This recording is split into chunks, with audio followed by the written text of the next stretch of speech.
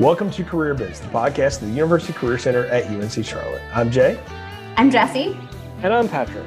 And we are here today to answer a very deep question. And Patrick, you're going to lead us through this. Will higher education survive? So please take it away. And what are we talking about? Yeah, good. It's a great question. Something that's always been on my mind for the 20 plus, thousand years that I've been in higher education. But it is a topic that comes up all the time in many different parties, many different ways. And one thing that's interesting is the three of us, I've kind of done some calculation.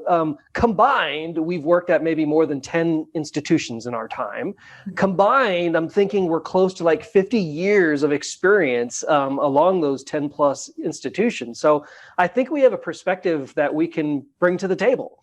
And, when you look at the research, when you talk to people who are like, higher education, it's not worth it anymore. Or the people that say, well, you don't need an education because you can just magically walk into a job and they're only looking for skills. It's an interesting concept. And it makes you wonder if higher education, as we know it today, will it be like that 5 years, 10 years, or even 20 years from now? A couple things I want to point out. So University Business Magazine said, degrees will begin to matter less and competencies gained will begin to matter more. So it was an interesting quote saying, majors don't really matter. It's just, do you know anything? And higher education will need to move towards life learning and not just 120 credit hours and magically you have a degree. Insider Education, Higher Education is another publication that's out there. And it said there's going to be bigger and more collaborations with corporations where you're going to start to see a lot of corporations designing their own classes for their own credits, for their own needs. That's what they were saying. Now, Jay, I know we've already started to see some of those, and we'll talk about that in just a second. And then finally, one of the ones that was very interesting to me that I read just last week through The Atlantic, it said lectures will go away, right? Tenure will go away. So tenure is this idea where the faculty member gets a free job for life, right? And they keep doing some research. I generalize what that is. And then the ideas of the constructs of, clubs and organizations and sports and living on campus, those will go by the wayside because those are what they say is the anchor that brings down the costs and whatnot for higher education. So those are just a few things that are out there. So the question I want to pose to you guys, the first question we have here is, we've heard over the years that companies are saying that higher education is just not producing what they need. Do you find that to actually be the case? Well, I think that's a really interesting question in that I wonder if the people who are saying this are referencing, well, this person's bringing this specific academic major or academic background to the table, and that's not what we have anything to do with here at such and such company or in such and such industry. Whereas we know, being the career professionals that we are with the 50 plus years of experience combined, that it's not all about what you studied specifically. It's about everything that you gained from that college experience in the classroom and out of the classroom. So, I think if you're going to be very literal and answer that question, it depends, right? Depends on the role. It depends on the individual.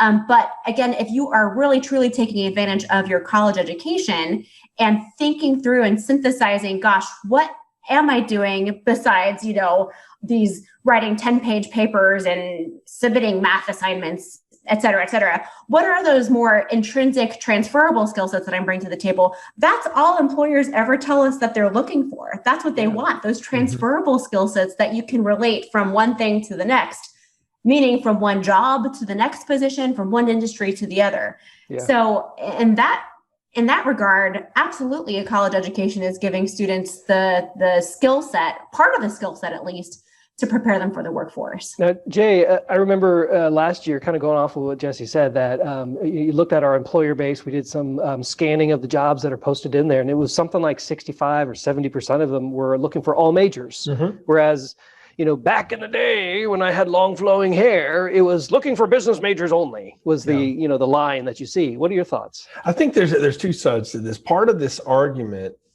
or this discussion is created in the world and the marketplace, if you will, because for years, higher education measured itself by this is how many of our biology majors got jobs in biology, or how many of our philosophy majors got jobs in philosophy. And that's kind of a wrong way to look at how education works, because as we all know, and I think now, Jesse, just through some of the employer partners we work with on the different programs that we do, how many of them have backgrounds and stuff that have nothing to do with like what they don't seem to have like the direct correlation to do with what they do. And that has become more and more the norm in the last 10 years of my career than it was in the previous. When I first started working in career services, there was very much what I called the McDonald's menu of majors equals jobs. You pick your two combos and you get that and you walk out the door. And that started to get muddled because more and more employers found good, talented folks where the name of the degree wasn't necessarily the name of the job that they had, but they could perform in it, they could do it, they had interest in it, et cetera. I've always looked at college and higher education in particular as it creates opportunity for you to build specific sets of knowledge and combine it with specific competencies and experiences that then you package to move to the next step. And then you repeat that same process to go to the next step and the next step. I talked to the class that I'm teaching now, and I've told it to classes for years now that the things you can really focus on as a college student and as a job seeker are what you're doing right now and what you should do immediately next. And if you will do those things, you'll always be a step ahead where you're going. So as a college student, if you're a freshman, you're focused on making sure you're choosing the right degree path program or interdisciplinary course that you want to get through, and you're building experiences. As you get to the end of your college experience, how am I packaging my experiences for my starting job? And then when you're in that starting job, where should I advance to next? If you're always looking in that mindset, you're constantly building those three areas again: your knowledge base, your competencies, and your experiences, and packaging those together to move you forward. And that's what college really helps you do. Yeah. And for the politicians that I know are listening to this podcast, and the families and parents and prospective students, what we're trying to say is employers want agile people. And agile means ability to think about thinking, and or what our faculty call critical thinking. It's this idea of we are going to be faced with problems that we can't even put to words right now.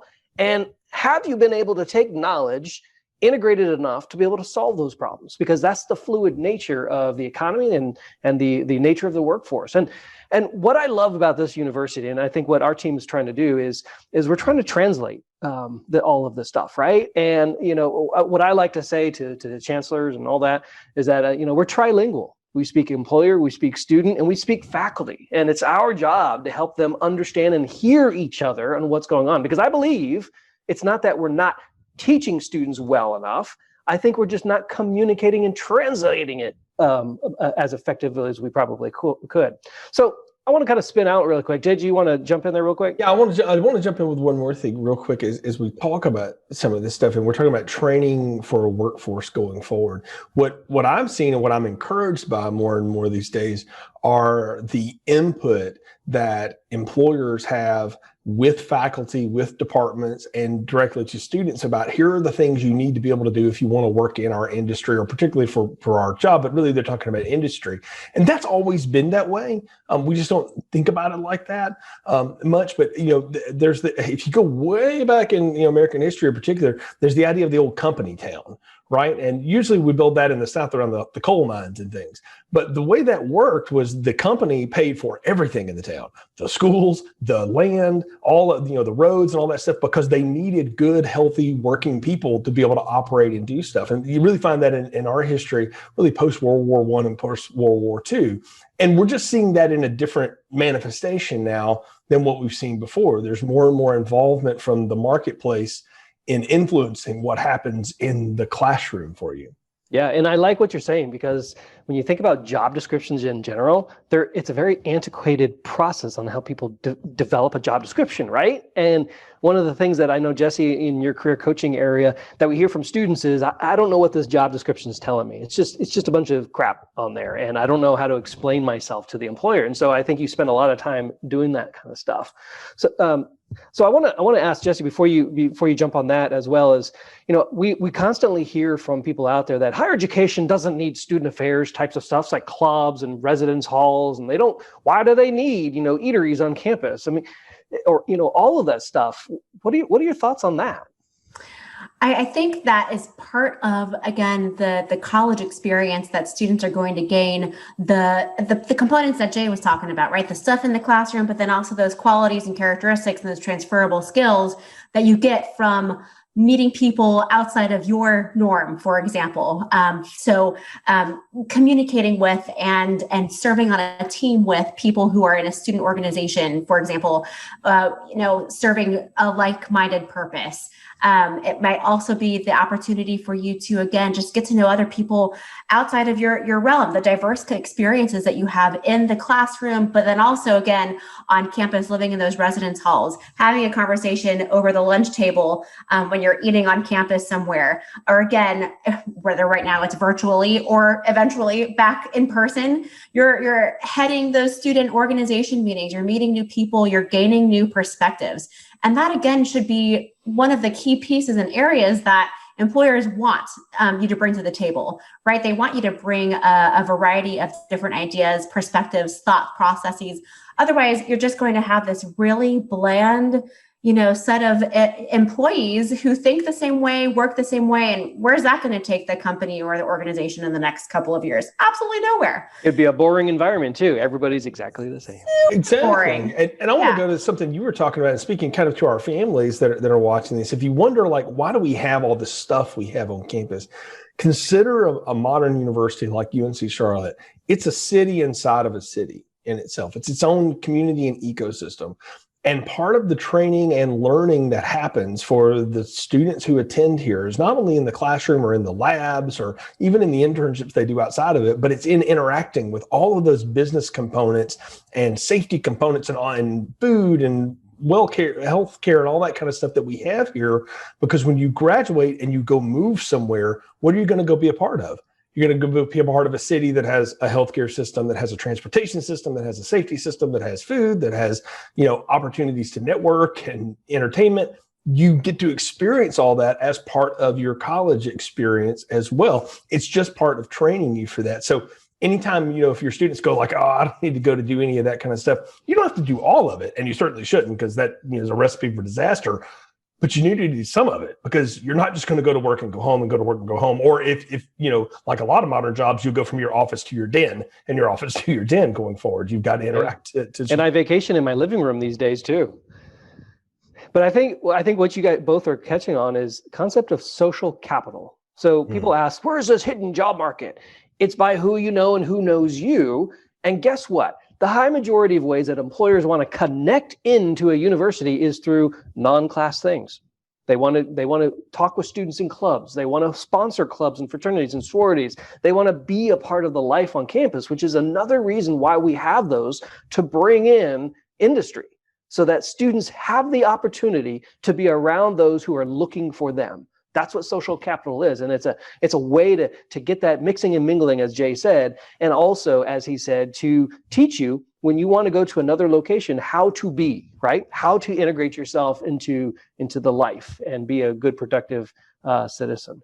Your social capital teaches you, among other things, it's access to knowledge and people's time, but it's also the influences in your life and learning how to accept good influence and then also be a good influence. I did this an exercise with a class I'm teaching this semester where we're talking about social capital, and each of them had to share a little bit about who they had on their social capital map and why it was important, and then give feedback to the other person. And multiple times throughout those breakdowns and debriefings, students said, oh, Jesse told me, hey, that's a good person to have on there. You might want to ask them more about this, or see if you can do this for them, and really learn how to deepen those relationships. And then even the two people realized they had a lot more in common than maybe they thought they were. That's what good social capital, good networking is all about. Yeah. So I'm going to ask you guys a hard question. So what's the difference between taking all these classes that they make us take, and I pay for them, and just going on Amazon and buying a few books and learning it myself? I mean, that's a hard question, right? But I'm going to ask you guys, what is the difference? I can just buy a book and learn it myself versus sitting in the class for 16 weeks. Why should I care? That is a great question. And I'm going to kind of jump back onto what I was saying earlier, in that, yes, you can certainly teach yourself things, and you should continue to teach yourself things. That we should all be lifelong learners, absolutely. But what you're not gaining by teaching yourself something is, again, the perspective and the experience from the others in the classroom, from the faculty member that's teaching it to you, who very likely also has industry experience and has actually been there in real life, before they came and taught you everything that they're teaching you now. And so I think that's the key piece with regards to the classroom experience versus hopping on and again, finding some online quick tutorial to help you get to that next step. Not saying that that's a bad, strategy at some point in life to utilize and to continue to build your skill sets. But as a college student, you want to make sure that you're also understanding all angles of a problem, all perspectives of a situation. And that's going to really help mold how you are going to approach different challenges and different thought processes in the future, especially when you're taking that to an employer.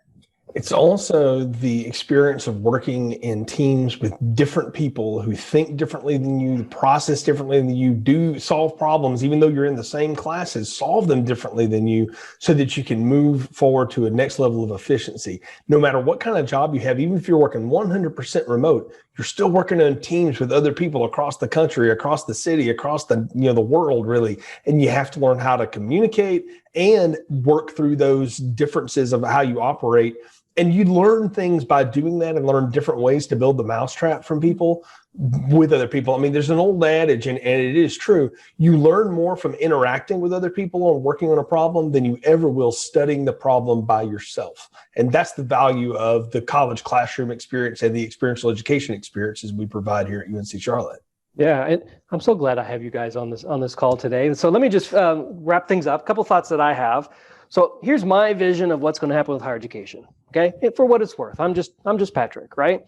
I believe that higher education is going to start to pivot and morph into something different. So we're still going to have this idea of you take classes, you go in depth with a few things, you're going to have general education sorts of credits, but then you're going to have this opportunity to tack on short-term learning or project-based learning on very specific industries related things that you want. And so you almost get to design your career. And I think that's going to be a little bit more flexibility in that type of thing. I predict we're going to see a lot more industry and university collaboration, top down, not just we come to a career fair, but we're going to be in your classroom as an employer with real life projects and an opportunity for you to interview by doing these projects with us to really get yourselves in there.